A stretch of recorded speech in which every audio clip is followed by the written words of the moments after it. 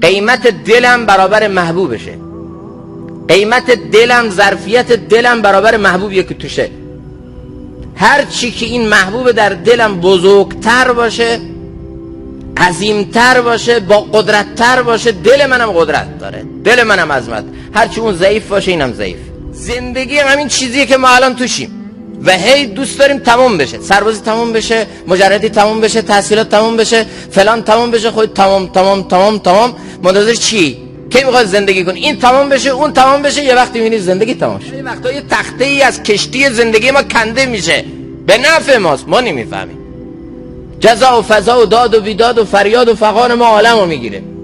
چی شده؟ یه بلای کوچک سر راه زندگیش اومده، با این بلای کوچک الله بلاهای بزرگ رو دفع کرده ولی نفهمیده. غذا کم بریز تو ظرف خودت، بعد همون کم رو سنت کن. اینجا سنته، نه اینکه آقا ماشاءالله ظرفه رو گرفته تا کله پر کرده حالا میگه بخور، که چیه؟ سنته. کی گفته این سنته؟ هیچ کنجی بیدد و بیدام نیست جز به خلوتگاه حق آرام نیست. هیچ کنجی بیدد و بیدام نیست جز به خلوتگاه حق آرام نیست. امید به ذات احدیت الله مثنوی رو شروع میکنیم با یکی از اون داستانهای مثنوی که ربط داره در حقیقت به نوعی با این شرایطی که ما با اون درگیر هستیم. این داستان اولین داستان مثنوی هست بعد از دیباچه و بعد از مقدمه‌ای که مولانا بر مثنوی میاره. اولین داستان مثنوی هست. به تعبیر خود مولانا میگه بشنوید ای دوستان این داستان خود حقیقت نقد حال ماست. این داستانی که من الان میخوام بگم مولانا میگه این در حقیقت احوال درونی ما انسانها رو داره نقد و بررسی میکنه و داره دنیای درون ما رو واکاوی میکنه، داره اون چیزهایی که در درون ما باش درگیر هستیم و بعضا باش آشنا نیستیم مولانا در قالب داستان اون رو بیان میکنه. همونطور که خدمت عزیزان گفتیم مولانا در فیه ما فیه هم بهش اشاره کرده که من از شعر و شاعری خیلی خوشم نمیاد و این رو حتی مولانا برای خودش کسر شأن میفهمه. اما نگاه مولانا به شعر یک ابزار هست. با زبان نظم و زبان داستان مولانا میخواد مفاهیم دینی رو حلوا بکنه، شیرین بکنه، به خورد مخاطبش بده. خوشتران باشد که سر دلبران گفته آید در حدیث دیگران. حدیث دیگران برای سر دلبره.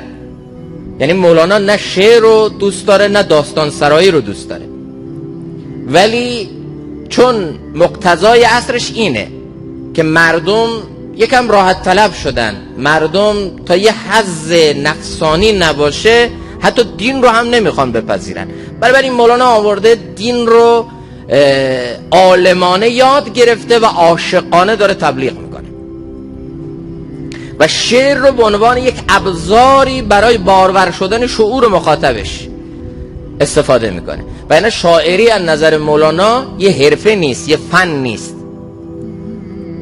و هیچ موقع مولانا در مثنوی تلاش نکرده که با تکلف و تسلف به قول معروف بخواد شعر و شاعری خودش رو به مخاطب خودش یه جوری نشون بده. نخیر، اینجا هم مولانا داستان رو بیان میکنه، بعد میگه خود حقیقت نقل حال ماست. این داستان در حقیقت احوال درونی ما انسانها رو مورد نقد و بررسی قرار میده و به ما کمک میکنه که بهتر بتونیم دنیای درون خودمون رو بشناسیم. جناب جلو بشین، به علمای بزرگوار تشریف بیارن جلو بشینن، ما راحت تریم. جناب شما تشریف بیارن، بیان جلو بشین. جزاکم. خب داستان چیه؟ بود شاهی در زمانی پیش از این ملک دنیا بودش و هم ملک دین.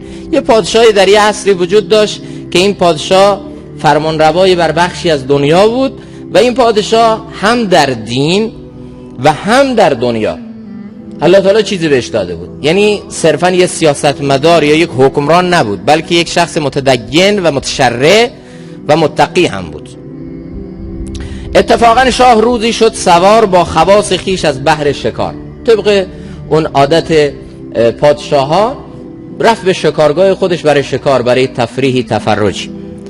یک کنیزک دید شه بر شاهراه، شد غلام آن کنیزک جان شاه. رفته بود برای شکار، خودش شکار شد. ز دست دیده و دل هر دو فریاد، که آنچه دیده بیند دل کند یاد. گاهی این عشق حتی میتونه چیکار کنه؟ یک پادشاه رو اسیر کنه و یک پادشاه رو میتونه در حقیقت تو دام خودش بندازه و آرام و راحت رو ازش سلب بکنه. به تعبیر حضرت حکیم علامه طحاوی رحمت الله تعالی میگه عشق مجازی عذاب الهیه. یعنی کسی رو که خدا میخواد دنیاشو قبل از آخرت جهنم بکنه، کافیه که به عشق مجازی گرفتار بشه. روح و روان، وجود، تمام قلبش اسیر این چیزه. نه از خوردش، نه از خوراکش، نه از شبش، نه از روزش، نه از جوانیش، از هیچی نمیفهمه، گرفتار عشق مجازی شده. بدترین نوع عذاب الهیه. به هر حال این پادشاه هم که پادشاه بود، اما آمد و کنیزکی رو در یک شاهراهی دید و جان این پادشاه شیفته و شیدای اون کنیزک شد. با تمام وجودش دلباخته او شد. مرغ جانش در قفس چون میتپید، داد مال و آن کنیزک را خرید. چون اون پرنده روحش در وجودش داشت میتپید و بال میزد، مقداری مال داد و کنیزک رو خرید. چون خرید او را و برخوردار شد. دنیا همینه. تازه وقتی که انسان حس میکنه به دنیا رسیده و میخواد از دنیا بهره جویی و کامجویی بکنه، میبینه که دنیا بهش پشت کرد، میبینه اون چیزی که دنبالش بوده بهش نرسید. همه ما اینطوریم، منتظر تموم شدن یه چیزی هست. چیه جناب؟ باشه سربازی تموم بشه، باشه تحصیلات تموم بشه، باشه این مجردی تموم بشه. خب این تموم بشه چیز دیگه شروع میشه. قرار نیست این تمام شد بعد دیگه راحتی و جنت و خوشی و دنیا همینه. یه فردی میگه رفت یک کلم از بازار خرید، نیده بود، برگاشو کند. ببینید چیه ته این کلم چیه؟ آخر این همه برگ دور برش بسبندی شده، آخرش به کجا میرسه؟ چیه تهش؟ هی کندو. یکی گفت داری چی کار میکنی؟ گفت میخوام ببینم این چیه، این همه بسته بندی داره، آخر تهش چیه؟ کند تمام شد. بعد فهمید که کلم چی بوده؟ همونایی که کنده و انداخته بیرون. زندگی همین چیزیه که ما الان توشیم و هی دوست داریم تمام بشه، سربازی تمام بشه، مجردی تمام بشه، تحصیلات تمام بشه، فلان تمام بشه. خود تمام منتظر چی؟ کی میخواد زندگی کنی؟ این تمام بشه، اون تمام بشه، یه وقتی میبینی زندگی تمام شد. بعد تازه میفهمیم که زندگی همون چیزی بوده که ای برگاشو میکندیم مینداختیم بیرون، میگفتیم چی بشه؟ این تمام بشه که چی رو شروع کنیم؟ زندگی رو شد. زندگی همین الانه. اگر هنر درست زندگی کردن رو بلد باشی، همین الان میتونی درست زندگی کنی، منتظر تمام شدن چیزی نباش. همین الان زندگی رو شروع کن، تو هر شرایطی بندگی کن درست و اون لذت کافی و شافی و وافی رو از لحظات زندگی خود درست ببر. وگرنه با تمام شدن چیزی قرار نیست که چیز نوعی شروع بشه، با تمام شدن این باز یه چیز دیگه شروع میشه. به هر حال پادشاه وقتی این رو خرید احساس کرد که خوب شد، به همه چیز رسیدم. چون خرید او را و برخوردار شد، آن کنیزک از قضا بیمار شد. تا کنیزک رو خرید و خوشحال که دیگه من رسیدم به رؤیاهام، رسیدم به همه آرزوهام، نیمه گم شده خودم رو پیدا کردم و اون عشق که دنبالش میگشتم پیدا کردم، رسیدم به همه چیزام. یه مرتبه کنیزک چی شد؟ مریض شد. خب به طب انسان دل به هر چیزی که بده همتش برابر همون میشه. خب اگر دل دادی به یه چیز کوچک، دلت هم کوچک میشه. اگر دل دادی به یه چیز بزرگ، دلت هم بزرگ میشه. من خودم برای دلم ظرفیت تعیین میکنم. من خودم برای دل خودم در حقیقت قیمت تعیین میکنم. قیمت دلم برابر محبوبشه. قیمت دلم، ظرفیت دلم برابر محبوبیه که توشه. هر چی که این محبوب در دلم بزرگتر باشه، عظیمتر باشه، با قدرتتر باشه، دل منم قدرت داره، دل منم عظمت. هر چی اون ضعیف باشه اینم ضعیف. مولانا یه زمانی یکی از شاگردان خودش رو دید مغموم و محزون، بهش گفت دل مکدر میبینمت. گفت بله. گفت دل مکدری ها از دل دادن هاست. حتما به چیز کوچک دل دادی، اون الان دوچار مشکل شده، تو هم مشکل شدی. که همینطوره. یه بزرگی رو خیلی خوشحال، شاد و شنگول، بهش گفتن چطوره؟ ما همیشه تو رو شاد میبینیم. چرا شاد نباشم؟ دل به یک ذاتی دادم که تمام نظام آفرینش رو او میگردونه و هر چی که در این کائنات اتفاق میفته با امر او اتفاق میفته و هر چی که او بپسنده عین پسند من. و وقتی تمام دنیا بر وفق مراد من میگرده چرا خوشحال نباشم؟ من وقتی دل به یک مدبر، به یک مالک الملک، به یک احکم الحاکمین دادم و میدونم هیچ چی در این کائنات اتفاق نمیفته، یک برگی از درخت نمیفته مگر در علم الله هست، یک جوانی در دل زمین نمیرویه مگر با امر او. من میدونم هر اتفاقی میفته با امر او میفته و چون او خواسته و او پسندیده عین حکمت. من نمیدونم تخته از یک کشتی کنده میشه، ظاهر قضیه رو نگاه کنی، از هر کس بپرسی تخته از کشتی کنده شده چطوره، میگه بیچاره دیگه خیلی خسارت مالی بزرگ دیده. اما وقتی پس این پرده این رو میشه توسط حضرت خضر، بعد مشخص میشه بابا این بلا دفع بلاهای بزرگ، این تخته اگه کنده نمیشد کل کشتی از دست میرفت، پس بهتر همون بوده که این تخته کنده شده. گاهی وقتا یه تخته ای از کشتی زندگی ما کنده میشه، به نفع ماست، ما نمیفهمیم. جزا و فضا و داد و بیداد و فریاد و فغان ما عالمو میگیره. چی شده؟ یه بلای کوچک سر راه زندگیش اومده، با این بلای کوچک الله بلاهای بزرگ رو دفع کرده ولی نفهمیده. بایزید بستامی میگه همه خدا رو در مقابل داده هاش شکر میکنن، من خدا رو در مقابل نداده هاش شکر میکنم، چون میدونم همونطور که دادن خدا رحمت، ندادن خدا حکمت. و اگر خدا نمیده نمیخواد به من ظلم کنه، تو ندادن خدا هم سر تا سر حکمت، من بدونم یا ندونم. آقا مادر دست بچهش یه وقتای کبریت نمیده، چاقو نمیده، موتورسیکلتی ورداشته میخواد بره تو خیابون، سنش اقتضا نمیکنه، مادر نمیذاره، ظلم میکنه بهش چون نداده. یه وقتی که بچه به بلوغ فکری میرسه، به تشخیص درستی از مادر میرسه، بعد میبینه بابا تو اون ندادن مادرم چی بوده؟ بگید شفقت بوده، رحمت بوده.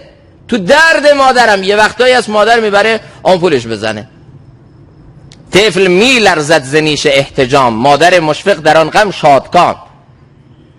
مادری که تا دیروز نمیگذاشت نیش پشه به بچهش بخوره، نمیگذاشت مگس رو بچهش بشینه، حالا خودش برده رو تخت خوابونده، به دکترم میگه بزن. مادر مشفق در آن غم شادکام، مادر خیلی از این غم بچهش خوشحاله.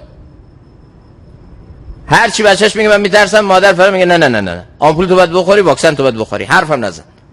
چی شده؟ حالا اینقدر آمپول دارن تو بدنش فرو میکنن، این مادر اصلا هیچ پروایی نداره، چون مادر میدونه این غم نیاز این بچه است، این درد نیاز این بچهش، آینده این بچه رو همین غم و همین درد تضمین میکنه. اگر این غم و درد نباشه این بچه من به هزار معضل گرفت، بذار این غم، بذار این درد رو تحمل کنه. یه وقتایی هست یه غم، یه درد تو زندگی ما لازمه. اگر اون درد و غم تو زندگی ما نیاد، فرعون میشیم، ادعای خدایی میکنیم، قارون میشیم، با مالمون با نعمتمون ادعای خدایی میکنیم، غفلت میاد، جاه طلبی میاد، غرور میاد. این درد و این غم کوچک رو الله میاره تا با این درد و غم کوچک عاجزی خودتو به خودت نشون بده و به تو بفهمونه تو کی. اگه این نیاد، میگه فرعون 400 سال حکومت کرد سردردم نشد. کاش سردرد میشد، کاش سردرد میشد. یه زمان حضرت عمر رضی الله تعالی عنه سردرد بود، سرشو گرفته بود، میگه آه الله بر عمر رحم کن، الله عمر عاجزه، الله عمر ناتوانه، الله بر عمر رحم کن.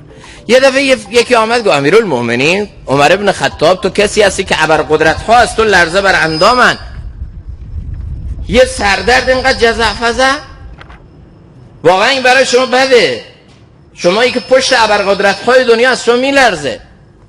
حضرت عمر گفت ببین من در مقابل دشمنان الله و رسول محکم ایستادم، اما در مقابل الله محکم نایستادم.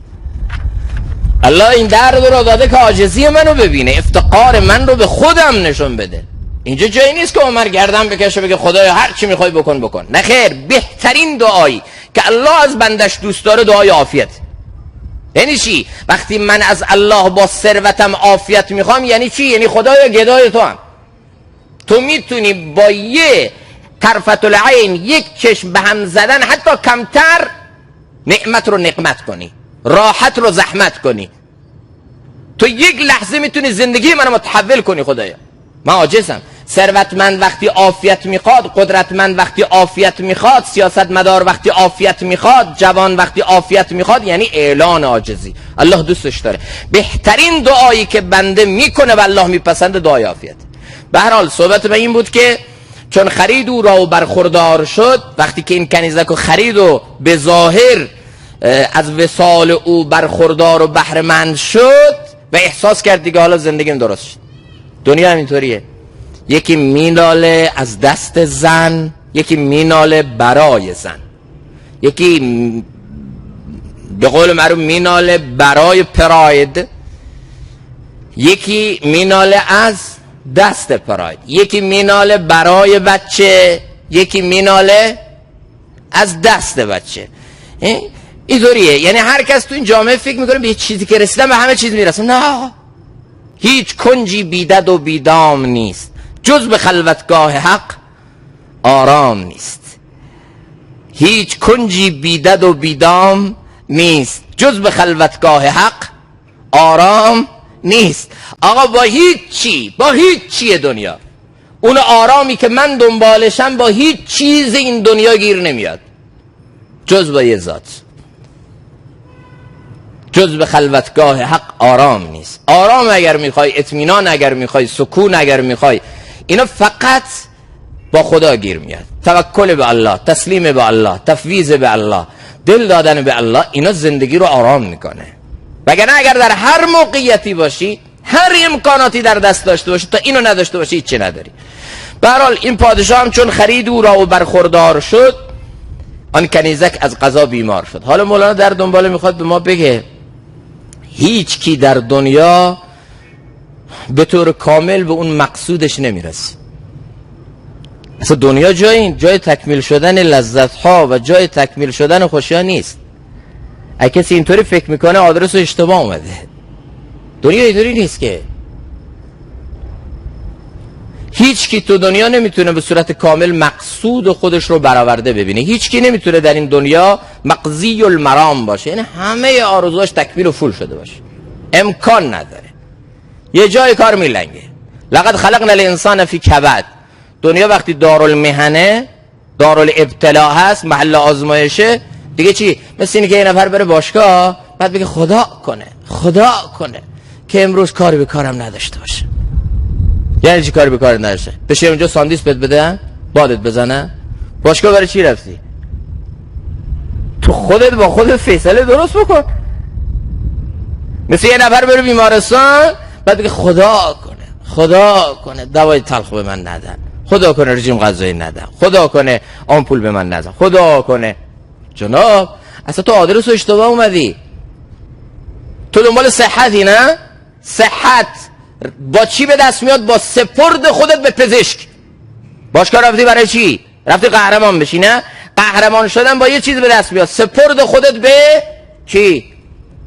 استاد این باشگاه بزندت، تمرین سخت میده، عرق از سر صورتت میریزه، آخر با رو دوشک بگی متشکرم جناب. چی متشکرم؟ پشت چشمشو کبود کرده، چند تا چوبم زده سر کلش، آخر میگه چی؟ انقدر تمرین سخت داده عرق از سر کلش میریزه، آخر میگه چه؟ استاد متشکرم. از چی داره تشکر میکنه؟ بگید. یه نفر ظاهربین باشه میگه نگاه کن بیچاره رو زده چطور کرده، رو فرقونش کنم بعد ببرم تا خانه، بازم میگه چه؟ متشکرم. چون میدونه همین کتککاری، این موبایل من امشب نمیدونم چطوری، چون میدونه تمام این کتککاری و تمام این لط و کوب و تمام این زد و خورد و هر چی که شده از روی عداوت، از روی بغض، از روی نفرت، اینا نیست و این با من اراده بد نداره، این خیر منو میخواد. چون خرید، حالا مولانا اینو داره میگه که اصلا دنبال این نباشید که دنیا رو محل تکمیل خوشی ها و لذت ها کنید. دنیا دارالمحنه، دار ابتلا هست. مثل ابراهیم دنبال این باش که توی امتحانا 20 بگیری، دنبال این باش که خدا رو به دست بیاری، دنبال این باش که قهرمان این بازی دنیا باشی. تمام. این برنده واقعیه. خب کنیزو که خرید احساس کرد که به همه آمالش رسیده، آن کنیزک از قضا بیمار. حالا مولانا میگه همین دنیا جای تکمیل آرزوها نیست و مقصود هیچ کس تو دنیا تکمیل نمیشه. بعد میگه آن یکی خر داشت پالانش نبود، یافت پالان گرگ خر را در رو بود. یکی بود الاغی داشت چی نداشت؟ پالون نداشت. خره رو چطور سوار بشم؟ یکی دیگه چی؟ یکی دیگه باید یافت پالان، قسطی لیزینگی و هر حال بر بدبختی بود پالانه رو خرید، بعد خره مرد. این دنیا اینطوریه. کوزه بودش آب می نامد به دست، آب را چون یافت خود کوزه شکست. تا کوزه بود آبی نبود که توش بریزه، آبو پیدا کرد، کوزه چیکار شد؟ شکست. تو این جامعه ما یه عده نون دارن معده سالم ندارن، یه عده معده سالم دارن چی ندارن؟ نون ندارن. بالاخره یه جایی میلنگه، از اون ثروتمندم یه جورایی میلنگه، از ما هم یه جورایی. چون اصلا فلسفه وجودی دنیا این نیست که ما دنیا رو بهشت کنیم و لذتامون رو تو دنیا تکمیل کنیم. غلطه این. کسی با این فکر میخواد زندگی کنه اصلا نمیدونه زندگی یعنی چی، برای چی به دنیا آمدم. حرف قشنگ عزیزان تبلیغی ما میذارن، میگن دنیا جای زندگی کردن نیست، جای چیه؟ زندگی درست کردن. آقا ما میخوایم زندگی درست کنیم، قرار نیست زندگی کنیم. تاجر وقتی میره به یک شهری برای تجارتش میگه نیومدم زندگی کنم، آمدم برای زندگی کردن پول جمع کنم. مؤمن نگاهش به دنیا اینه. تو دنیا مثل غریب، مثل مسافر زندگی میکنه، دل به هیچ چی این دنیا نمیده، چون میدونه هیچ چی مال من نیست، هیچ چی مال من نیست. هر دلدادگی دنیا، هر دوستی دنیا، هر تعلق و خاطر دنیا دروغه، آخرش به هیچی ختم میشه. من نیامدم برای دل دادن. مؤمن اینطوری زندگی میکنه. بله از دنیا استفاده میکند ولی به دنیا دل نمیده، چون میفهمه اصلا اینجا جای دل دادن نیست. دلدادی به همون قدر دل کندن سخت. به هر حال شه طبیبان جمع کرد چپ و راست، گفت جان هر دو در دست شماست. کنیزک که بیمار شده بود، پادشاه آمد غره یه چیز شد. یه اشتباهش این بود که دل به کنیزک داد، اشتباه دوم. اما خوبه که انسان علم اعتبار یعنی پند گرفتن، فاعتبروا یا اولی الابصار لقد کان فی قصصهم عبره، مؤمن عبرت میگیره قبل از اینکه درس عبرت بشه. السعید من وعظ بغیره، انسان نیکبخت اون کسیه که از دیگران پند میگیره. مؤمن و مسلمان اون کسیه که چه؟ از وقایع زندگیش تجزیه و تحلیل درست داره، به نتایج درست میرسه. مؤمن اون کسی نیست که نیش میخوره، چون هر کس نیش میخوره، از دشمن، از حاسد، از مغرض، از منافق، از بدخواه. مؤمن اون کسی نیست که نیش میخوره. مؤمن اون کسیه که بعد از یه بار نیش خوردن اگر دوباره نیش خورد اون موقع مؤمن کامل نیست. لا یلدغ المؤمن من جحر واحد مرتين، یه باره رو نیش بخوره خورده دیگه بنا به خطا و غفلت. اما مؤمن بعد از یه نیش چی داره؟ بگید عبرت میگیره، پند میگیره. بار دوم اگر نیش خورد باید بفهمه ایمان کامل و واقعی که ندارد، تقوای درست ندارد، چون تقوا خودش معلمه. و اتقوا الله یعلمکم الله، تقوا خودش فراست میاره. اتقوا فراست المؤمن فانه ینظر بنور الله. تقوا خودش قوه تمییز و تشخیص میاره. و من یتق الله یجعل له فرقانا. آقا یه مرتبه نیش خوردی اشکال نداره، اما چرا دوباره خوردی؟ چه پند نگرفتی؟ چه عبرت نگرفتی؟ چند دفعه باید بخوری زمین تا بفهمی؟ چند دفعه باید نیش بخوری تا بفهمی؟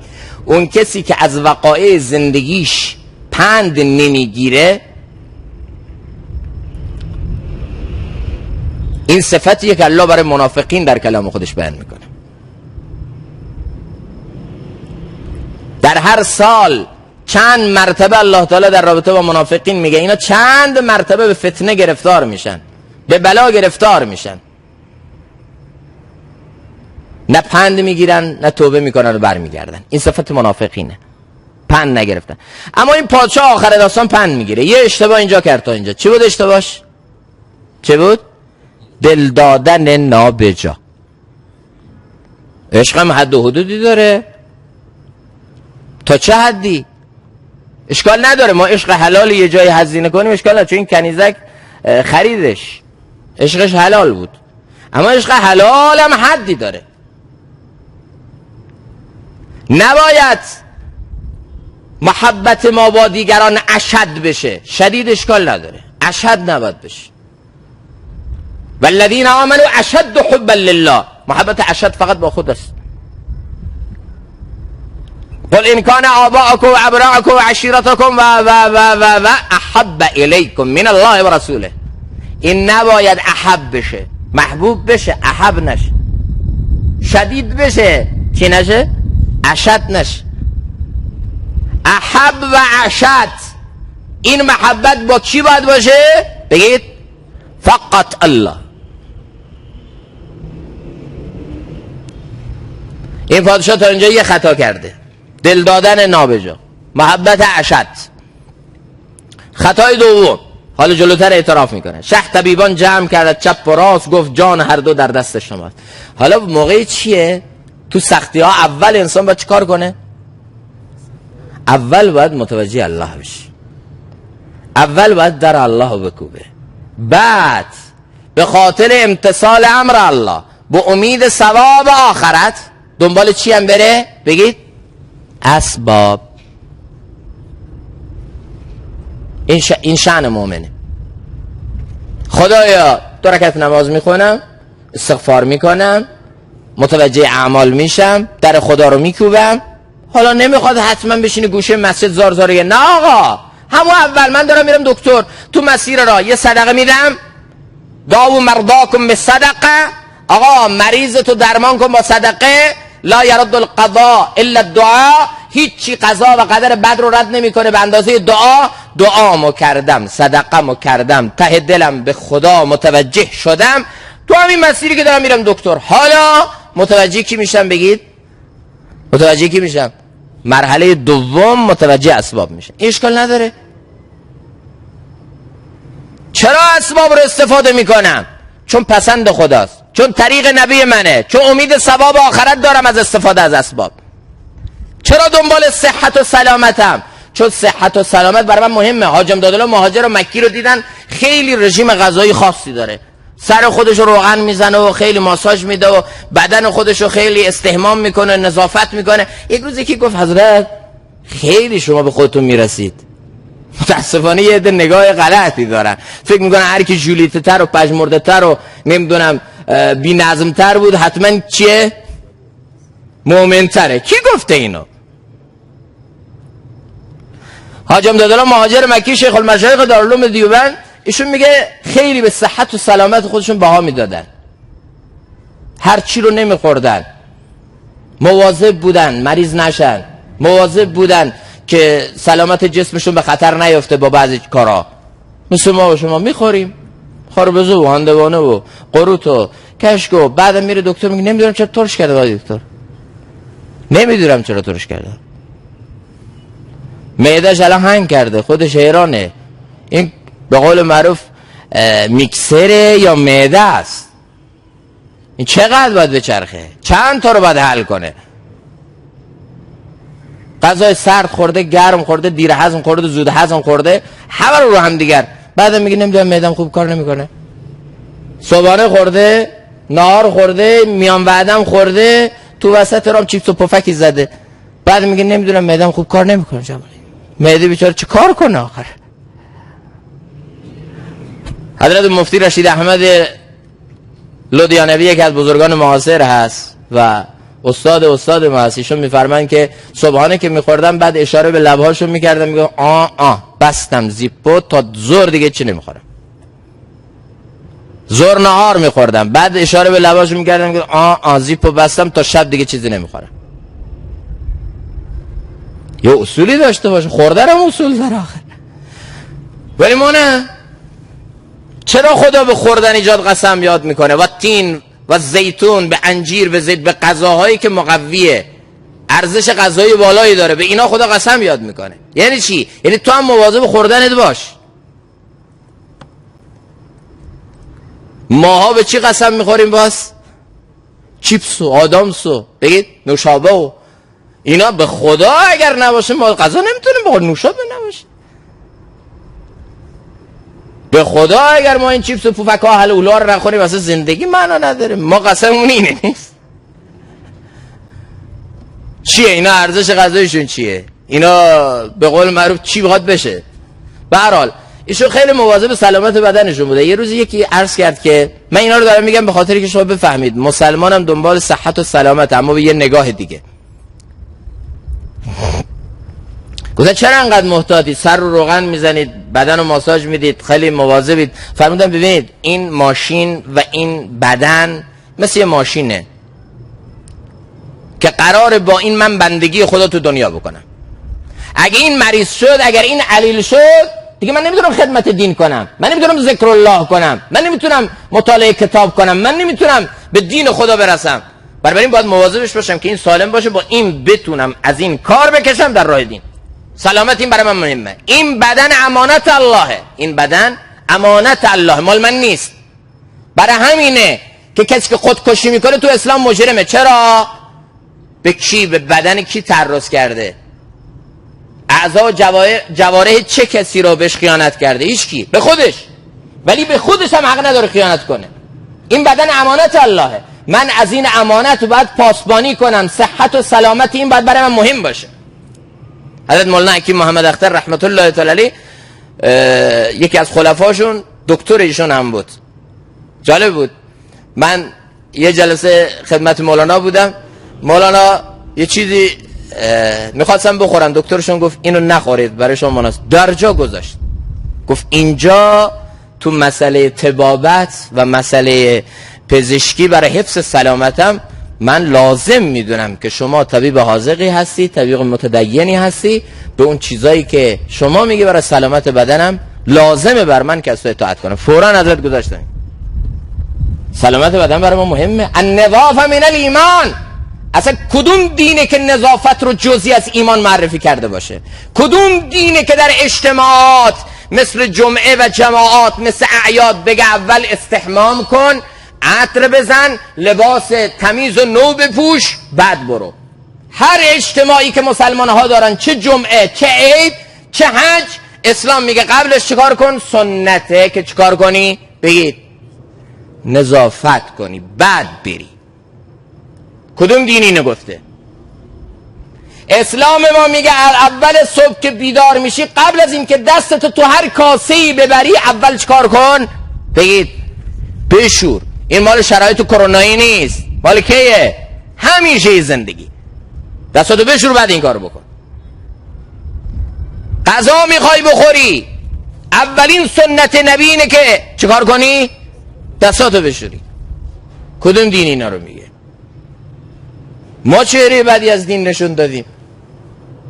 ما نتونستیم نمایندگی درستی از اسلام بکنیم. ما نتونستیم چهره واقعی اسلام رو به دنیا نشون بدیم. ما الگوی عملی خوبی از اسلام نبودیم. نقصی هم هست. اگر هست در چیه؟ در مسلمانی ماست، نه تو اسلام. به هر حال شه طبیبان جمع کرد چپ و راست، گفت جان هر دو در دست شماست. گفتم صحت و سلامت خیلی مهمه، اما گام اولش توجه الی الله، گام دومش صحت و سلامت. من برای چی میخوام؟ برای اینکه این بدن چیه؟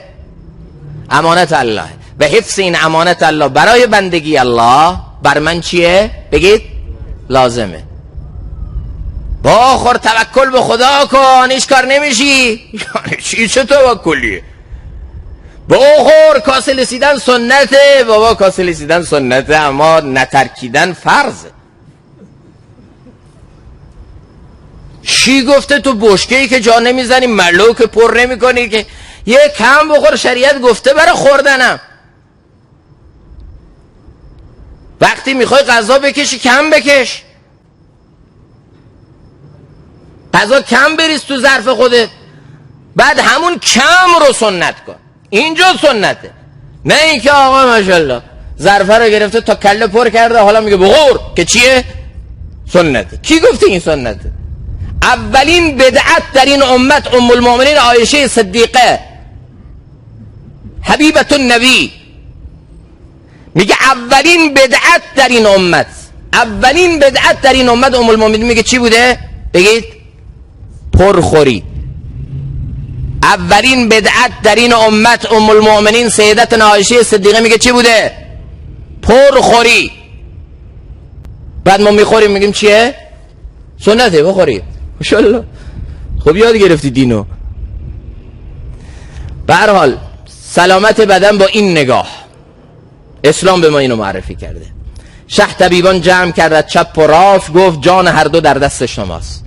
طبیبا رو جمع کرد، اما اینجا یه توجه الله لازم بود، اینجا کوبیدن در خدا لازم بود، اینجا متوجه رب الاسباب و شافی واقعی شدن لازم بود که این پادشاه دومین خطایی که کرد این بود، نکرد. جان من سهل است و جان موست. من آسونه، من بمیرم مشکل این نمیره، که این جان این بمیره من مردم. جان من سهل است و جان موست، دردمند و خستم درمان موست. هر که درمان کرد مرجان مرا، برد گنج و در و مرجان مرا. هر کسی که این کنیزک رو درمان کرد در و مرجان میدم، پول میدم، ثروت میدم، چنین و چنان میکنم. فکر میکنن همه چیز با پول حل میشه، همه چیز با همین اسباب ظاهری حل میشه. هر که درمان جمله گفتندش طبیبان وقتی دیدم با الان که طبابت شده تجارت. متاسفانه دکتر من با کارتخوان میره اتاق عمل. اول میره تو اتاق مریض چاکچانه میزنه برای لوازم استوک، کلیه میخوای اینقدر، شش میخوای اینقدر، نمیدونم فلان میخوای اینقدر. بابا اینجا تعمیرگاه نیست به خدا.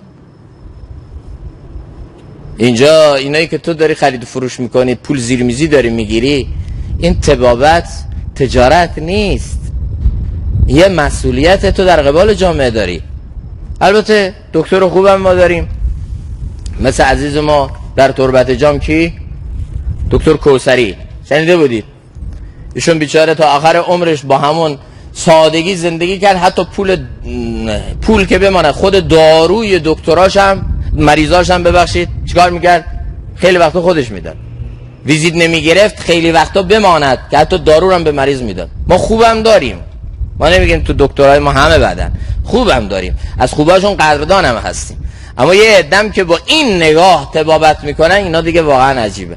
این طبیبان وقتی دیدن اوه پادشاه میگه پول میدم، ثروت میدم، فلان میکنه، اینام شروع کردن خالی بندی کردن، ادعا. جمله گفتندش که جانبازی کنیم. گفتن ما در حد جان تلاش میکنیم، پول دیگه باید جان بدن. جمله گفتندش که جانبازی کنیم. خیلی هستن موقع انتخابات که میرسه ما و تشنه خدمتیم، نه شیفته قدرت. خب خدمت میخوای بکنی، خیابونم جارو کنی، خدمت. یه صبحی بلند شو ساعت 5 صبح با کارگرا خیابون جارو کن. چرا خدمت نمیکنی؟ چون اونجا پول نیست، چون اونجا شهرت نیست. یه خدمتای ما میخوان اگر بگن آقا از فردا این عزیزای پاکبان ما، رفتگرای عزیز ما، حقوقای اینا هست 50 میلیون، به نظرشو چه اتفاقی میفته؟ یالا همه شیفتگان خدمت اینجان صف کشیدن، سر جارو دعواست، به خدا جارو قحطی میشه. بحث اصلی چیه؟ بگید پولشه. جمله گفتندش که جانبازی کنیم، فهم گیر داریم و انبازی کنیم، کمیسیون پزشکی میگیریم، هم فکری میکنیم. هر یکی از ما مسیح عالمی است. ادعاها شروع شد. هر یکی از ما مثل مسیح دانشمند یا مسیح جهانیان، هر علم را در کف ما مرهمی است، برای هر دردی ما دوایی داریم. خب مولانا میگه گر خدا خواهد نگفتند از بتر، پس خدا بنمودشان عجز بشر. کرونا را شکست میدهیم، بگو انشاءالله. کرونا را نابود میکنیم، بگو اگر الله بخواد. یکم اعتماد به الله. آخه این کرونا به کاخها سرایت کرد، به پارلمان‌ها سرایت کرد، به اتاقهای کاملا بهداشتی که تمامش موازین بهداشتی توش رعایت شده و سرایت کرد. کجا موند که فتح نکرد؟ بگید به کاخها نرسید، به پارلمان‌ها نرسید، به کابینه وزرا نرسید، به پزشکا نرسید. چرا؟ آقا بگید بله تلاش کنید، تلاش شما قابل قدره، زحمات شما بسیار قابل قدره، ما اینا رو سپاسگزاریم از اینا، اما کرونا را شکست میدهیم چی؟ به امید الله. جای این جمله خالی بود نه؟ گر خدا خواهند نگفتند از بتر، از روی خودبینی و غرور به اون مهارت و اون دانایی خودشون فریفته شدن، اعتماد کردن و اینو نگفتن انشاءالله. پس خدا بنمودشان عجز بشر. خدا بهشون نشون داد شما چقدر عاجزید، چقدر درمانده اید. عجیبه نه؟ طرف میگه دندون درد میگیره، یا الله مولوی مردم، تعویضی دعایی فلانی. خب چرا دندون درد؟ به خدا دندون درد عجیب اصلا مثل این درد وجود ندارد. عاجزه. سردرد میگیره، جناب والی سرم به خدا داره میتره که فلان. خب سردرد دیگه. نه این سر عجیبه، کلیه‌اش درد میگیره، چیکار میکنه؟ قلبش درد میگیره، چیکار میکنه؟ عاجزه این بشر. به خدا عاجزیم ما عاجزیم در مقابل هر درد. گر خدا خواهد نگفتند از بتر، پس خدا بنمودشان عجز بشر. من خلاصه میکنم، هر چه کردند از علاج و از دوا، گشت رنج افزون و حاجت ناروا. هر چه طبابت کردن فایده نداشت. آن کنیزک از مرض چون موی شد، چشم شه از اشک خون چون جوی شد. اینا مشخصه. از قضا سرکنگبین صفرا نمود، روغن بادام خشکی میفزود. داروها برعکس شده. آقا روغن بادام رو در حقیقت میدن برای ملگن بودن و برای روان کردن، اما هر چی میدادن روغن بادام میده یه بوسد آمد. چی شد؟ خشکی آمد. اینو ما ندیده بودیم. کرونا شکل عوض میکنه، ماهیت عوض میکنه، یه روز ششا رو درگیر میکنه، یک مغز رو درگیر میکنه، یه روز نمیدونم کجا رو درگیر میکنه، هر روز چهره عوض میکنه. همه ایرانن. یا الله چرا اینطوریه؟ از قضا سرکنگبین همون سکنجبین خودمون هست و شربتیه که به هر حال معمولا اتباع قدیم رو برای دفع صفرا میدادن، اما اینجا هر چی میدادن صفرا اضافه شد. یعنی مرض به جایی که کم بشه، این دارویی که تجربه مشاهده کرده بودن هی اثر عکس میداد. از حلیله قبض شد، اطلاق رفت. حلیله به جای این که باعث ملگن شدن و روان شدنش کم بشه، باعث خشکی میشد. آب آتش را مدد شد همچون نفت. آب به جای این که آتش رو خاموش کنه، شعله برترش میکرد، تیزترش میکرد، بر اون شعلهاش اضافه میکرد. مولانا میگه چون قضا آید طبیب ابله شود، خود دوا در نفع خود گمره شود. وقتی غلبه قضای الله میاد، دکتر هم حیران میشه. یا الله، طبیب حاذق کارکشته است با تجربه است. چون قضا آید طبیب ابله شود، تو تشخیص مرض سردرگم میشه، حیران میشه، نمیدونه چی کار کنه، کجا بره. چون قضا آید، غلبه قضای الله میاد. چون قضا آید طبیب ابله شود، خود دوا در نفع خود گمره شود. و دوا هم به جای اینی که اون تجربه های مشاهده های قبلی رو یعنی ببینیم ازش، میبینیم برعکس شد. شه چو عجز آن حکیمان را بدید، پا برهنه جانب مسجد دوید. گفتیم جلوتر پادشاه هم ملک دنیا بودش و هم ملک دین، دیندار هم بود. یه دفعه متوجه شد من یه چیزی دیگه توی این ماجرا گم کردم. چیه؟ الله گم کردم، در او رو نکوبیدم. شه چو عجز آن حکیمان را بدید، پا برهنه جانب مسجد دوید، رفت در مسجد سوی محراب شد، سجدگاه از اشک شه پر آب شد، سمت محراب سر به سجده، خوب سجدگاه خودشو از اشک ندامت پر کرد. چون به خویش آمد ز غرقاب فنا، خوش زبان بگشود در مدح و ثنا. اول که اصلا بغضی در درونش ترکیده بود و نمیتونست خودشو کنترل کنه، چیزی اصلا به زبانش جاری نمیشد. بعد که خوب از غرقاب فنا در آمد، زبانش به دعا باز شد، چون تلقی کلماتم الله میکنه، دعا هم الله یاد میده. برای همین نبی محمد گفت اللهم انی اسالک خیر المساله و خیر الدعا. خود دعا یادم بده، گدایی یادم بده. و تلقی آدم ربی، تلقی کلمات کن، پدرم آدم دعا یاد بده، منم یاد بده. وقتی به غرقاب فنا رفت با تضرع، آقا دعا یکی از که من کجا دعا کنم، مکان، یکی از زمان اجابت، یکی از حالت درون. زمان و مکان مهمه، اما از همه مهمتر تو دعا چی مهمه؟ بگید حالت درون من. در حالی دعا کنم که ما سوى الله در دلم نباشه، اعتماد به غیر در دلم نباشه. دعا رو حضرت استاد مفتی محمد قاسم قاسمی میگفت دعای اصلی و ناب رو میدونی کی میکنه؟ یه مادر رو بالین بچه مریضش که صعب العلاجه، او دعای اصلیه. دعا رو میدونی که میکنه؟ دعای اصلی رو حضرت استاد میفرمودن اون تاجر میکنه که فردا چک داره، الان هم حسابش خالیه. این شبه چطور دعا میکنه؟ بگید. ما با شکم سیر، دستامو بلند، همینطور لغلغه زبان، رحمتک یا ارحم الراحمین. این دعا نیست، این لغلغه زبانه، دعای واقعی. میگه چی؟ چون به خویش آمد ز غرقاب فنا، خوش زبان بگشود در مدح و ثنا. بعد مدح و ثنای الله رو شروع کرد. ببینید تو هر مشکلی که گیر میکنید، یکی از اسماء الهی ولله الاسماء الحسنى فادعوه بها که مربوط به همون مشکل شماست، فریاد بزنید. مثلا تو مریضی ها یا سلام یا سلام یا سلام یا شافی. مثلا تو قرض و فقر و فاقه ها استاد حضرت مولانا حکیم اختر میفرمایند 4 نام جلالی الله رو به کثرت بگید. تو قرض، فقر و فاقه ها، تو مشکلات اقتصادی بگید یا مالک یا کریم. تو مالک منی خدایا، من مملوک تو، من ما تحت قدرت تو، منو تو خلق کردی، تو مالک منی. هر مالکی برای مملوکش فکری داره، برای شکمش، برای دنیاش. دست دادی به قول معروف آستین بده، کله دادی چه؟ کلا بده. معده دادی چه؟ نون بده. تو مالک منی. یا مالک یا کریم.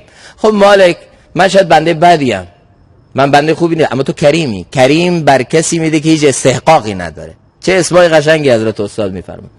اینا رو تو فقر و فاقه ها و مشکلات اقتصادی بگید. چی؟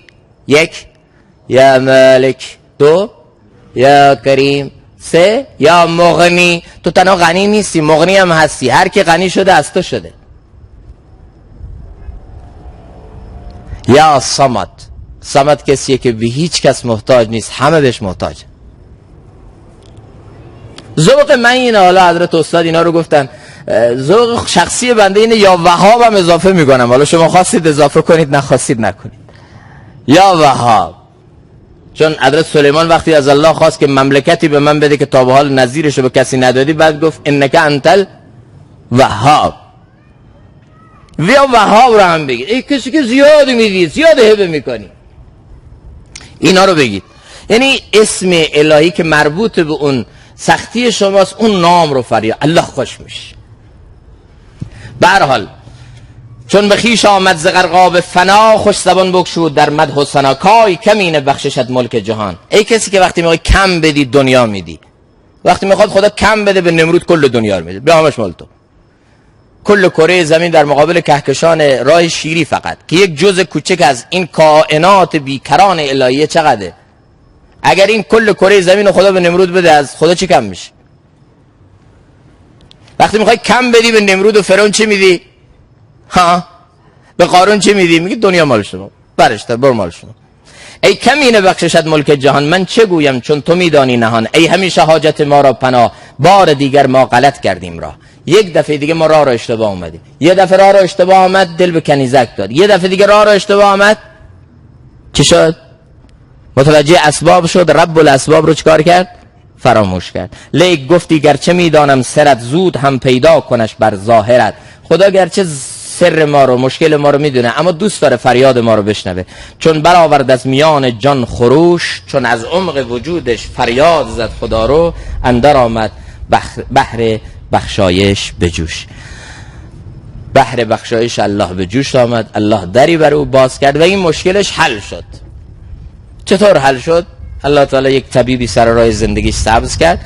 اون طبیب آمد سر راه زندگیش و بعد مریضی کنیزک رو تشخیص داد که این مریضی جسمانی اصلا نداره، این مریضیش مریضی درونی هست و از طرف خود کنیزک رو علاج کرد، از طرف پادشاه رو از این وابستگی و تعلق خاطر غلطی که به این کنیزک داشت، او پادشاه رو هم خلاص کرد. و الله تعالی گره همه مشکل، هم الله اسباب سازه، هم الله تعالی اسباب سوز. یه جایست من همه با عقلم همه اسباب رو مهیا میکنم، او ذات اسباب سوز الله همه اسباب رو یه دفعه‌ای معطل میکنه. یه وقتایی هم هست رو به تضرع میارم بعد تلاش میکنم. الله میبینه همه اسباب رو یکی پشت دیگری برای من مهیا کرد. لذا در این شرایط بد جهانی که تنها معضل این ویروس نیست، خیلی بحران ها ما داریم. بحران اقتصادی داریم ما الان، بحران های سیاسی و نظامی در دنیا داریم ما الان، و بحران طلاق، بحران اعتیاد، بحران فلان. بحران دنیا عوض نمیشه. به خدا با این سازمان های جهانی که الان در استعمار ابرقدرت هست. خب شما اخیراً شنیدید سازمان بهداشت جهانی هم بهش حرفایی زده شد. خیلی ابرقدرت ها خودشون تو همین کشمکشاشون اعتراف کردن که بهداشت جهانی هم داره بر اساس سیاست های فلان کشور و فلان کشور بعضی مسائل رو مطرح میکنه. آمریکا به چین گفت که بهداشت جهانی رو تو گرفتی تسخیر کردی. سازمان های حقوق بشر، سازمان های جهانی، هر کدوم در استعمار یکی هستن. این قول های رسانه‌ای، اینا فکر نکنید که عموماً از رو خیرخواهی دارن به ما انتقال اطلاعات رو میدن. نه خیر، هر یکی از این رسانه ها پشتش در حقیقت اتاق فکرهایی هست که یه عده میخوان اون چیزی که خودشون دوست دارن بر افکار عمومی تحمیل کنن و افکار عمومی رو به هر سمتی که خودشون دوست دارن سوق بدن. برای اینا نمیتونن دنیا رو عوض کنن. ته ته ته ته افکار اینها باز هم به همون جنگ جهانی اول و دوم که دنیا رو به یغما بردن و چقدر خونها ریختن، به همون ختم میشه. دنیا اگه قرار عوض بشه، دو مرتبه با همون اعمال نبوت، منهج نبوت، درد نبوت، فکر نبوت دنیا عوض میشه. به خدا با هیچ چیزی دیگه دنیا عوض نمیشه. تلاش کنیم برای اینکه فساد، معصیت از زندگی خود ما و از جامعه ما برداشته بشه، اعمال نبوت رو تو زندگی خودمون بیاریم. در مقابل منکرات سکوت نکنیم، با حکمت و بصیرت، با شفقت، با خیرخواهی، نه عیبجویی، نه مچگیری، نه تحقیر تبلیغ کنیم. تغییر بدیم جامعه رو، به فکر اصلاح جامعه بشیم. و اینکه ما تنها صالح باشیم کافی نیست، تا مصلح نباشیم از فتنه همگانی و عذاب همگانی الله محفوظ نمیشه. امر به معروف نهی از منکر، دعوت الی الله تنها یک فضیلت نیست. خوب گوش کنید که اگر انجام دادم ثواب داره، اگر ندادم گناه نداره. نه خیر، تنها فضیلت نیست، مسئولیت، رسالت. اگر انجام ندادی عذاب الله آمد، همه این جامعه رو میگیره و تنها گناهکار رو نمیگیره، اون کسی که در مقابل گناه گناهکار سکوت کرد او رو هم میگیره. امروز معاملات ما چطوره؟ توش دروغ نیست، کلک نیست، فریب نیست، احتکار نیست، خیانت نیست. بگید معاشرات ما آیا کینه، عداوت، بغض، نفرت، غیبت تو معاشرات ما نیست؟ صله رحم داریم، ایثار داریم، مهمان نوازی داریم، از خودگذشتگی داریم، گمان نیک داریم تو معاشره. بگید هست؟ معاملات ما اون، معاشرات ما اون، عبادات ما چیه؟ زکات تو این جامعه درست ادا میشه؟ ابر ناید از پی منع زکات و زنا افتد وبا در جهات. مولانا میگه وقتی فساد فحشا زیاد شد، وبا و طاعون و مریضی های ویروسی زیاد میشه. وقتی زکات ندادن، ابر را الله از آسمان میگیره، کشاورزی ها رو معطل میکنه. و وقتی کشاورزی معطل شد، روستاها تعطیل شد، شهرنشینی ایجاد شد، اون موقع همه چیز میشه وارداتی. گندم هم باید وارد کنیم، نمیدونم جورم باید وارد کنیم، نمیدونم بگید دیگه خاک گربرم داره وارد میکنن، نمیدونم هر چی که نفت دادیم پول ندادن به جاش هر چی میاریم، حتی شده دسته بیل. تو دولت گذشته دسته بیل آوردن، خاک گربه آوردن، همه چیز وارداتی. اینا چیه اینا؟ کشاورزی تعطیل شده، زعفران با خاک یکسان شده، هندوانه و خربزه با خاک یکسان شده. چرا کشاورزی انقدر راکه؟ یه بخشش برمیگرده به سوء تدبیرهای یک عده‌ای که باید این قضیه رو مدیریت کنن و حمایت کنن و نمی کنند. و یک بخشش برمیگرده به این جامعه‌ای که حاضر نیست حتی عشر و زکاتشو درست بده و کشاورزی رو نعمت بفهمه، در مقابل این نعمت الله رو شکر کنه. اون موقعی که زعفران خوب بود، وضع نمازامون خوب بود، بگید بابا یه ولوله‌ای بود تو این روستا، ولوله‌ای بود تو این بازار، اصلا به طرف میرفتی تو بازار فکر می‌کردی اسلام اینجا اصلا آنتن نمیده، اصلا هیچ باور کن، اصلا حیران میشدی. اینا نماز اگه بهشون میگفتی بابا حالا زعفرون الان اینطوریه، نماز چی میگی؟ عزیز من، خدایی که این همه به تو داده، این خاکو زرخیز کردی، یه سجده میخوای بکنی، یه سجده در مقابل خدای زعفران نکردی؟ توبه کنیم، نیاز به یک توبه عمومی. اگر امر معروف نهی از منکر نکردیم، اگر در مقابل منکرات جامعه سکوت کردیم، اگر خودمون به منکرات گرفتاریم، توبه کنیم، به سمت الله برگردیم. انشالله از هفته آینده عزیزان آمدن با چی بیان؟ با ماسک بیان. و اگر با ماسک نیامدن، یه صندوقی اونجا گذاشته شده است، با چی بیان؟ با پول بیان، تو اون صندوق بندازن که ما برای شما تهیه کنیم. و چون به هر حال اینم هر هفته تهیه کردن از طرف حوزه واقعا مشکله و عزیزان لطف کردن این فضا رو برای ما ایجاد کردن در حوزه. تشکر میکنیم از امام بزرگوار این مسجد جناب مولانا براتی حفظه الله و تشکر میکنیم از مدیریت محترم حوزه جناب مولوی عبدالوسیل کریم دادی، الله ایشون رو حفظ بکنه. و تشکر میکنیم از مقتدیای بزرگوار این مسجد که میزبان این جلسه شدن و به هر حال اساتید بزرگوار این حوزه که همکاری کردن. انشالله از هفته‌های آینده از آمدن با همین فاصله گذاری ماسک رو انشالله همراه خودشون بیارن و دعا هم بشه انشالله. درودی بخونش. مولانا دعا کنید شما. دعا کنید شما. عزیزان علما دعا کنید، جمهوری دعا کنید. لا اله الا الله الحليم الكريم سبحان الله رب العرش العظيم الحمد لله رب العالمين نسألك موجبات رحمتك نسألك موجبات رحمتك نسألك موجبات رحمتك وعزائم مغفرتك والغنيمة من كل بر والسلامة من كل إثم لا تدع لنا ذنبا إلا غفرت ولا هما إلا فرجت ولا دينا إلا قضيت ولا مريضا إلا شفيت ولا ضالا إلا هديت ولا حاجة هي لك رضا إلا قضيتها يا أرحم الراحمين يا أرحم الراحمين يا أرحم الراحمين. الله ما عاجزیم یا الله، الا ما درمانده‌ایم یا الله، سر تا پا وجود ما برای هر پلک به هم زدن به تو محتاج، برای هر دم و بازدم به تو محتاج، برای هر یا الله آب دهنی که حتی فرو ببریم به تو محتاج، الا برای هر رگ و موی رگ بدن به تو محتاج، الا برابر هر مویی که در بدن ما هست به تو محتاج، الا برابر هر یا الله قده و هر سلول و هر چیزی که در وجود ما و در کائنات ما به تو محتاج. الا همه ما احتیاجی ربا، همه ما افتقار، همه ما نیاز یا الله.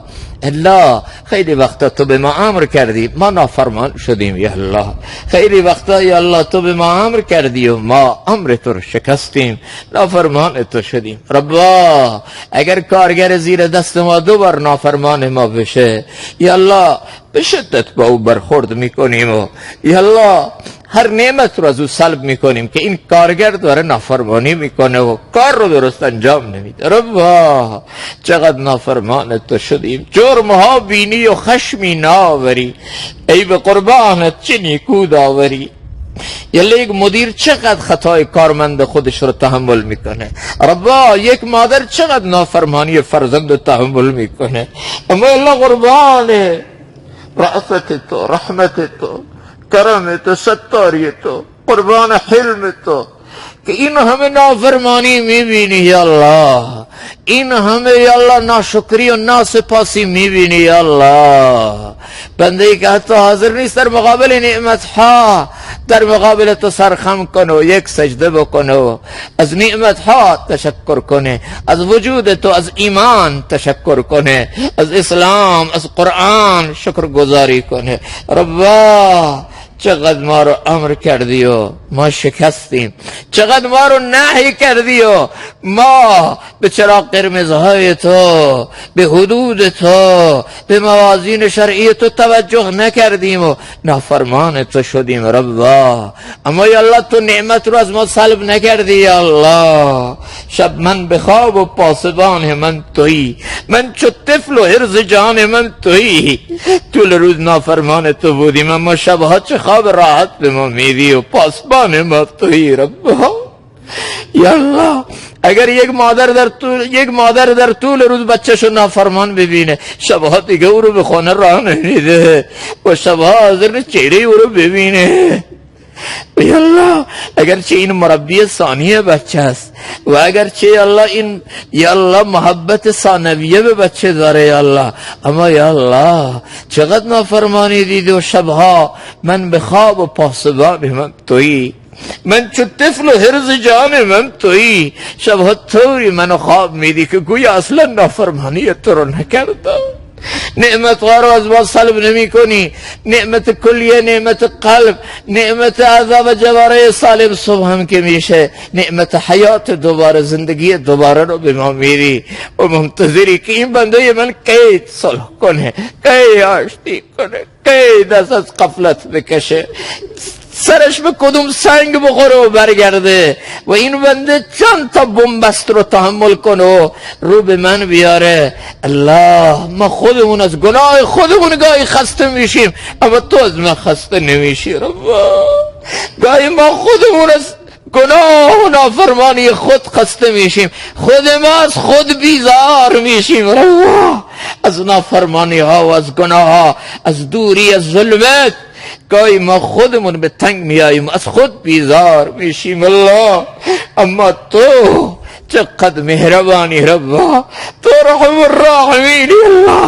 الله ما دعا رو فراموش کردیم، تضرع رو، ای الله رجوع الله رو فراموش کردیم. الله ربا نبی ما یک مادری رو دید که دنبال فرزندش در به در میگرده، این طرف اون طرف سراسیمه. بعد خطاب به صحابه گفت الله بنده خودش رو از این مادر بیشتر دوست داره که دنبال فرزندشه. ربا وقتی بنده تو با تو صلح میکنه تو احتیاجی نداری الله، اما اینقدر خوش میشی مثل یک فردی که در دل بیابان شتر و آذوقه گم شده خودش یه دفعه پیدا میکنه. ربا تو به ما احتیاج نداری اما اینقدر ما رو دوست داری. الله امشب در این شرایط بحرانی، در این بنبستا، در این تنگنا، در این مخمزه الله رو به تو آوردیم. الله برای گدایی آمدیم، با گردن کج آمدیم، با چشم اشکوار آمدیم، با دست خالی و گدایی آمدیم، با جسمی ذلیل آمدیم، با قلبی پر از ندامت آمدیم. الله یک نگاه بر ما بفرما. الله این دعاها رو در حق خود ما و کل امت قبول بفرما. الله وبا رو، بلا رو، آفتها رو، دینی و دنیوی، معنوی و ظاهری الله از ما امت بردار. الله آثار خشم و غضب و ناراضگی خودت رو از ما بردار. الله اسماء جلالیه تو که در حال ظهوره جمالیه بفرما. الله رحمت خودت رو بر ما نازل بفرما. الله فضل خودت رو بر ما فرو بیار. الله نگاه رحمت خودت رو بر ما نازل بفرما. الله ما طاقت عذاب تو گرفت تو سخط تو ناراضگی تو الله ما نداریم. الله بر ما رحم کن. الله این دست دراز از طرف خود ما، از طرف کل امت، از طرف کل امت، به نمایندگی از کل امت، به نمایندگی از مسلمانان چین که تحت شکنجه و ظلم به نوامیسون ها تجاوز میشه. بچه های اونقدر اردوگاه هست، پدر و مادر شستشوی فکری و ذهنی جدای از مادر داد. مردای اونها به جرم داشتن قرآن در خانه در کارگاه های کار اجباری بیگاری میکنن. الله اونها خواهرها و مادرهای ما هستن. الله عضوی از ما هستن. روا امروز فریاد اونها شنیده نمیشه. روا یا امروز در تاجیکستان یا الله تا 18 سال کسی حق نداره دین انتخاب کنه، به مسجد بره. روا این امت خالد ابن ولید میخواد الله، سیف الله میخواد الله، این امت فاروق اعظم میخواد الله، این امت مجدد میخواد الله. اللهم اجعل لنا وللمسلمين من لدنك وليا واجعل لنا من لدنك سلطانا. اللهم اعز الاسلام والمسلمين، اللهم اعز الاسلام والمسلمين في مشارق الارض ومغاربها. اللهم يا حي يا قيوم، يا حي يا قيوم، يا حي يا قيوم، برحمتك نستغيث، برحمتك نستغيث، يا حي يا قيوم، برحمتك نستغيث. اصلح لنا شأننا كله ولا تكلنا الى انفسنا طرفة عين. الا در این جمع ما هر کس هر حاجت دینی دنیوی مشروعی داره الله حاجات رو برآورده کن. الله مشکلات رو الله آسان کن. الله تو علیم به ذات الصدور، از رازهای نهان سینه ها خبر داری. تک تک افرادی که در این جمع خواهران و برادران در دلهای خودشون حاجاتی دارن، در دل مراقبه کنن اون حاجات رو. الله اون حاجات رو تو میدانی. الله هر کس در این جمع ما هر حاجت دینی دنیوی مشروعی داره الله حاجات رو برآورده بفرما، مشکلات رو الله آسان. الله اموات ما رو ببخش و بیامرز، در پناه رحمت های خاصه خودت جا بده. و الله تو خودت روح حضرت رسول صلی الله علیه وسلم را از ما شاد بفرما. یا الله صلات و سلامی از این جمع ما بر روح اطهر اجمل انور حضرت رسول صلی الله علیه وسلم بفرست. الله این حوزه علمیه رو رشد بده، تعالی و ترقی بده. یا الله خدمات او را عام بفرما. یا الله خدمات او را جهانی بفرما. یا الله تمام کسانی که اعوان و انصار این حوزه هستن با مال و جانشون الله اونها رو مدد کن، الله اونها رو نصرت کن. و تمام حوزه های علمیه ما رو، مراکز تبلیغ ما رو، الله مکاتب پسر بچه ها و دختر بچه های ما رو الله گزند آفات و بلیات حفاظت بفرما، رشد بده، تعالی ترقی بده. یا الله و یا الله تو خودت امت رو به اون غیرت، شهامت و به اون رشادتی که تو دوست داری برسان. ربنا تقبل منا انك انت السميع العليم وتب علينا انك انت التواب الرحيم. امين امين برحمتك يا ارحم الراحمين.